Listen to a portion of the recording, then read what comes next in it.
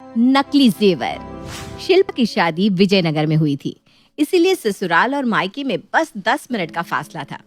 वैसे तो शिल्पा पढ़ी लिखी सुंदर लड़की थी, लेकिन उसके अंदर कुछ कमियां भी थी, जैसे भुलक्कड़ और गैर जिम्मेदार होना। उसके इस रवैये के कारण शिल्पा की माँ को उसकी बड़ी चिंता रहती थी। शादी के कुछ दिन बाद शिल्पा की सहेली श्रद्धा ने अपने घर पर एक थीम पार्टी रखी हुई थी, जिसकी थीम थी ट्रेडिशनल ड्रेसेस।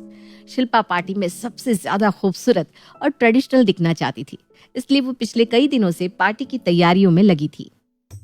बनारसी साड़ी के साथ अपना गोल्ड का नेकलेस, इयररिंग्स, कमरबंद और नथ टीका लगाऊंगी तो सब देखते ही रह जाएंगे। अरे हाँ, गुलाब के फूलों का गजरा भी। अब बनाना परफेक्ट कॉम्बिनेशन। शिल्पा पूरे 3 घंटे की जी तोड़ मेहनत के बाद आखिरकार सलीके से साड़ी और ज्वेलरी पहनकर जब अपने कमरे से बाहर आई तो वाकई सबकी आंखें खुली रह गई। भाभी, आय हाय, क्या लग रही हो आज। ये बनारसी साड़ी पर आपकी ज्वेलरी तो बहुत सूट कर रही है, बिल्कुल जयपुर की महारानी नजर आ रही हो। Thank you Sanjana. अच्छा, मैं ना अपनी सहेली के यहाँ जा रही हूँ, तो मम्मी जी को बता देना। हाँ। ननद के मुंह से अपनी तारीफ सुनने के बाद अब तो शिल्पा फूल ही नहीं समा रही थी। पार्टी में पहुंचने पर शिल्पा ने देखा कि उसकी सभी सहेलियां ट्रेडिशनल ड्रेसेस पहनकर अच्छे से सज संवर कर आई है, लेकिन उसकी बनारसी साड़ी और चमचमाते गहनों के सामने बाकी सब ड्रेसेस की चमक फीकी पड़ रही थी। क्या बात है शिल्पा, आज तो तू पहचानने में नहीं आ रही, बिल्कुल डिफरेंट लग रही है। बस एक कमी रह गई है। क्या कमी रह गई है? कौन सी कमी रह गई है? तेरी साड़ी देखकर मैं बता सकती हूँ कि ये ओरिजिनल बनारसी सिल्क है। कम से कम 10,000 की होगी ये साड़ी। अरे वाह, बिल्कुल सही गैस किया तूने, मानना पड़ेगा तुझे। बस इस 10,000 की साड़ी के साथ ये नकली गहने पहनकर तूने इसकी चमक को धुंधला कर दिया। ये साड़ी और भी अच्छी लगती है अगर तू प्योर गोल्ड ज्वेलरी कैरी करती। डोंट माइंड, लेकिन यहाँ तूने गलती कर दी। मेरी ज्वेलरी प्योर गोल्ड ही है। भूल मत, जौहरी की बीवी हूँ मैं। 100 मीटर दूर से असली नकली का अंतर बता सकती हूँ। मैं तेरे साथ शर्त लगाने को तैयार हूँ। अगर मेरी बात झूठी साबित हुई तो मैं वो करने को तैयार हूँ जो तू कहे। अरे यार शिल्पा, तूने गलत बंदे के सामने गलत बात छेड़ दी। तेरी भलाई इसी में है कि तू अपनी गलती मान और इस पूनम से अपनी जान छुड़ा। यार, ऐसी भी क्या जरूरत आन पड़ी कि तू झूठा शो ऑफ करने के लिए नकली गहने पहनकर चली आई। सहेलियों के सुलगते हुए सवालों का सामना करने की हिम्मत अब शिल्पा के अंदर नहीं बची थी, इसलिए वो गुस्से और शर्मिंदगी में पैर पटकती अपने घर लौट आती है। घर पहुंचकर, मम्मी जी, आज सुबह मैंने जब आपसे अपने गहने मांगे तो आपने मुझे क्यों नहीं बताया कि जो गहने पहनकर मैं गर्दन तान कर पार्टी में जा रही हूँ असल में वो नकली गहने हैं। आपको क्या मिल गया मेरी सहेलियों के सामने मेरी इतनी इंसल्ट करवा कर? अरे कैसी बात कर रही है बहू, सोच समझ कर बात कर। किसने कहा तुझसे कि वो गहने नकली है? मम्मी जी, झूठ पर चाहे जितने पर्दे डालो वो सामने आ ही जाता है। अब मेरे सामने कहानी बनाना बंद कीजिए और सच सच बताइए, मेरे असली जेवर कहाँ है? देख बहू, अब पानी सर से ऊपर जा रहा है। तेरी अभी अभी नई नई शादी हुई है, बच्ची समझकर तेरी गलत बातें बर्दाश्त कर रही हूँ। कहीं ऐसा ना हो कि मेरे सब्र का बांध टूट जाए, इसलिए बेहतर यही होगा कि तू मेरी आंखों के सामने से ओझल हो जा। आज मैं चुप नहीं बैठने वाली। आप सच सच बताइए, आपने मेरे गहने कहाँ छिपा रखे हैं? ओह, अब समझ में आया। कहीं ऐसा तो नहीं ना कि आपने मुझे शादी में ये नकली गहने देकर ही जान छुड़ा ली थी? देख विनय, तेरी बीवी क्या बोल रही है? ये कहती है मैंने इसके गहने चुराए हैं। अब मैं क्या इतनी गई गुजरी हूँ कि खुद के दिए गहने खुद ही तिजोरी से उठाकर पहले चोरी करूँ और फिर उनकी जगह नकली गहने छिपा दूँ? विनय को क्या बता रही हैं आप मम्मी जी? उसे तो पहले ही पता होगा ना उसकी मम्मी कितनी पहुंची हुई चीज है। जवाब तो आज आप मुझे देंगी। क्या शादी में इतने रिश्तेदारों के सामने आपने मुझे नकली गहने चढ़ाए थे? बेटा, इस तरह बिना सोचे समझे अपनी सास पर दोष लगाना कोई अच्छी बात नहीं है। विनय की माँ बिल्कुल सही कह रही है। ऐसे बिना सोचे समझे बड़ों का अपमान करना हमारे संस्कार नहीं है। और हम क्यों नकली गहने देने लगे? मेरी कमाई के 8 लाख रुपए लगे थे उन गहनों में। मैंने एक एक रसीद संभाल कर रखी है। घर में तू मैं चली रही थी कि तभी विनय का फोन बजने लगता है। नमस्ते मम्मी जी, कैसी हैं आप? मैं तो ठीक हूँ बेटा, लेकिन क्या बात है आप लोग फोन नहीं उठा रहे? लैंडलाइन भी कई बार बजकर चुप हो गई। फिर मैंने शिल्पा के फोन पर कॉल लगाया तो उसने भी कोई जवाब नहीं दिया। अब आपको क्या बताऊं मम्मी जी, यहाँ शिल्पा ने कलेश मचा कर रखा हुआ है। आपको तो आपकी बेटी की आदत का पता ही है। आज उसकी किसी सहेली के यहाँ पार्टी थी। जब से पार्टी से आई है घर में सबसे लड़ाई झगड़ा कर रही है। यहाँ तक कि मम्मी से भी उसने बदतमीजी की।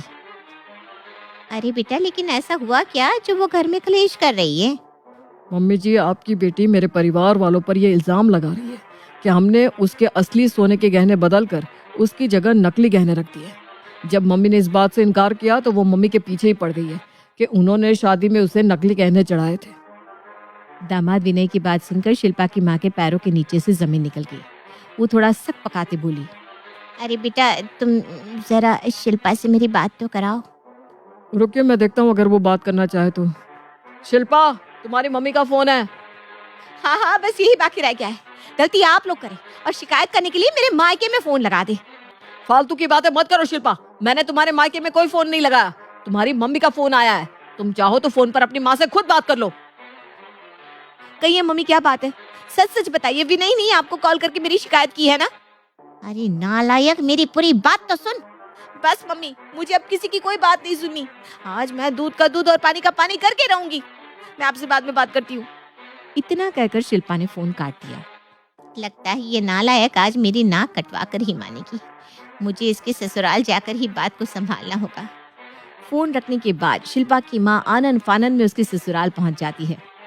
शिल्पा बेटा, ये सब क्या हो रहा है? दामाद जी ने बताया तो समदन जी के साथ गलत व्यवहार कर रही है। अच्छा, तो आपको आपके दामाद जी ने बुलाया है? तो आप अपने दामाद से ही पूछ लीजिए कि इन लोगों ने ये इतना बड़ा कांड क्यों किया। शिल्पा बेटा, बात चाहे जितनी भी बड़ी हो, तुम्हें इस बात की मर्यादा हमेशा रखनी चाहिए कि तुम अपने ससुराल में हो और अपनी सास के साथ बातें कर रही हो। सास, ससुर और पति के साथ क्या इसी तरीके से बात की जाती है? क्या यही संस्कार मैंने तुझे सिखाए हैं? मैं तो कहती हूँ अभी के अभी माफी मांगो सबसे। अरे माँ, पूरी बात जाने बिना अब मुझे ही सुनाने में लग गई। पूरी बात जान तो लीजिए कि आखिर हुआ क्या है। मैंने बोला ना, अभी के अभी सबसे माफी मांग, वरना भूल जा कि तेरी कोई माँ भी है। अरे मम्मी, अच्छा ठीक है, मैं माफी मांगती हूँ। मुझे माफ कर दीजिए माँ जी, पापा जी, मेरी गलती के लिए मुझे माफ कर दीजिए। विनय, आप भी माफ कर दीजिए मुझे। ऐसे नहीं बेटा, सास ससुर के पैर छूकर माफी मांगो। शिल्पा सास ससुर के पैर छूते हुए, मुझे माफ कर दीजिए, मुझसे गलती हो गई। अब तू मेरे साथ कमरे में चल, तुझसे बात करनी है। गुस्से में शिल्पा की माँ उसका हाथ पकड़कर खींचते हुए उसे कमरे में ले जाती है और अंदर ले जाकर दरवाजा बंद कर देती है। ये क्या किया आपने? ससुराल में मेरी इज्जत का कबाड़ा करके रख दिया। क्या जरूरत थी आपको ये सब करने की? मैंने तेरी इज्जत कम नहीं की, बल्कि तेरी इज्जत बढ़ाई है।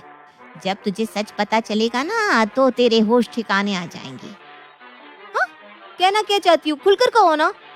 तू एक नंबर की भुलक्कड़ है, ये तो मुझे पता ही था, लेकिन ऐसी कम दिमाग की निकलेगी ये नहीं पता था। अरे इतना भी कोई बेवकूफ कैसे हो सकता है? भूल गई पिछली बार जब तुम मायके आई थी, अपने सारे जेवर देकर तूने मुझसे क्या कहा था? मम्मी देखो ना, कितने भारी भरकम गहने चढ़ाए मुझे मेरे ससुराल वालों ने, पर बहुत सुंदर है ना। सुंदर तो बहुत है बेटा, लेकिन तेरे भुलक्कड़ स्वभाव के कारण मुझे खुशी से ज्यादा चिंता हो रही है।